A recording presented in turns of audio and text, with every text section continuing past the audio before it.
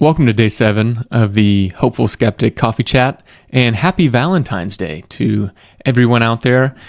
You've probably seen this mug before. It's my favorite mug because it has a picture. One, it's from my wife, but two, it has a picture of the Eiffel Tower on it. And that is where I asked my wife, my now wife, to be my girlfriend 10 years ago. We were both in Paris on a mission trip. We weren't traveling to Paris because we were rich. We were mega broke, but we were talking to people about Jesus all day, every day. And it brings back some pretty cool memories. I don't know if I'm in that same position now of wanting to go evangelize the world, but those are some of the best memories of my life. Also, babe, you're the best. I love you. Thanks for being my Valentine. But let's get into it. Like every day, we're going to pull a different theological or philosophical question out of the coffee container. But full disclosure, I already know what it is because I pulled it out a few minutes ago and then the air conditioning came on and it was really loud. So I had to stop and go turn that off and then sit back down and record this. So the question of the day is a funny one. It's kind of the least serious out of all of the questions in here so far. It's if we evolved from monkeys, why are there still monkeys? And I don't know if you've heard this before. I've heard this personally. It's been like a really long time. And it was actually, I've heard it in other settings before, but a friend of mine back in high school asked me this question, and I had brought him to a Bible study, and I was trying to, convert him or help him to be a better Christian kind of thing. And he asked me this, and I was like, yeah, it's a good point. Like, why are we, evolved from monkeys? Knowing that wasn't probably the best argument, even at the time, as a 16-year-old or 17-year-old, whatever I was. And the answer is we're not evolved from monkeys. We're apes. And I'm not a biologist. And if you want me to have a video about this, let me know in the comments. But, we are we're apes, and then there's monkeys over here. And then within the ape category, so maybe a better question would be if we're evolved from chimpanzees, why they're still chimpanzees is probably more what the question is getting at. But we're not evolved from chimpanzees or any other, modern day ape. We and chimpanzees, for instance, are both evolved from a common ancestor, and then they split off, and we're over here and chimps over here. But again, there's people that are way more qualified to talk about all that. But I think it brings up to me, a more interesting question, and that's confirmation biases. And especially with search engines nowadays, it is so easy to just hear something and just assume, boom, it's true.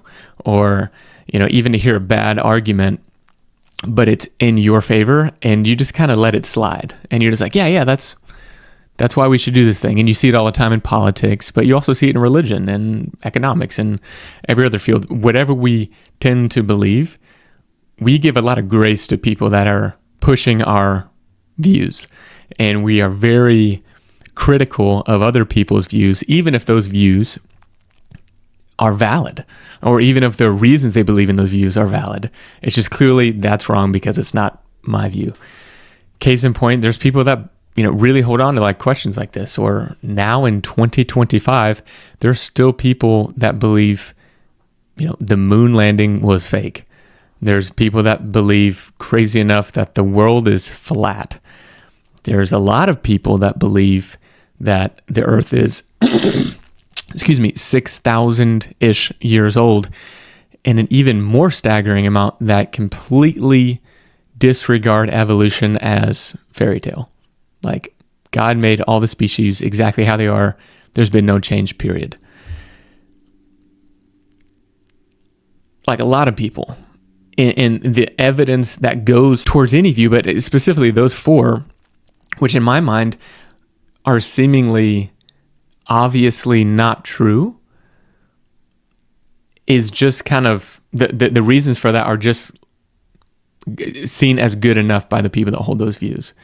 But we see it in all facets. It's not just religion. So part of this channel is to help people from different perspectives try to evaluate their own perspectives. I try to do that in every one of my videos. I don't know if you've noticed, but I don't really have a closing position in a lot of these videos because I'm trying to work it out on camera. And I hope you're doing the same with many of your own views, whether they be political, economical, philosophical, religious, etc.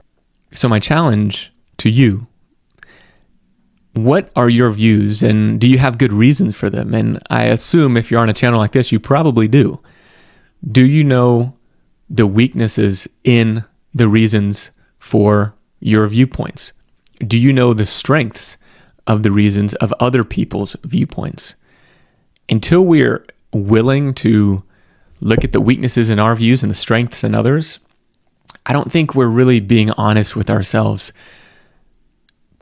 to say that what we think is actually true is true. I think we just, fall into the person that's asking kind of a silly question and just saying, that's why I believe what I do.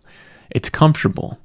We go onto YouTube, we go onto Google, and everybody seems to say exactly what I think. That's not the world. That's just the algorithms of Google and YouTube and Facebook and everything giving you what you want to hear. Are you willing to look at the other side? I hope you are, because that's one of the goals of this channel. Somebody recently asked me, what is the purpose of this channel? And I think if I was going to sum that down, one of, if not the biggest purpose of this channel is to help people from a Christian perspective and an atheistic perspective, because those are people that I know personally and my own, questions come a little bit closer. And not in this pluralistic, everybody's right. No, one of these is at least one of these is wrong, or both. But I think the people that are entrenched on both sides seem to think the other side has zero grounds, that they're completely insane for believing what they do. And they're unwilling to hear out the other side's perspective. So I'm hoping that the people that watch this video, if you are a Christian, if you're an atheist, will take a second and at least consider, what if the other person, the other view is actually right? Are there any views that I have that are being held up by questions like this? Is there anything that isn't founded, that is just comfortable based on what I want to believe?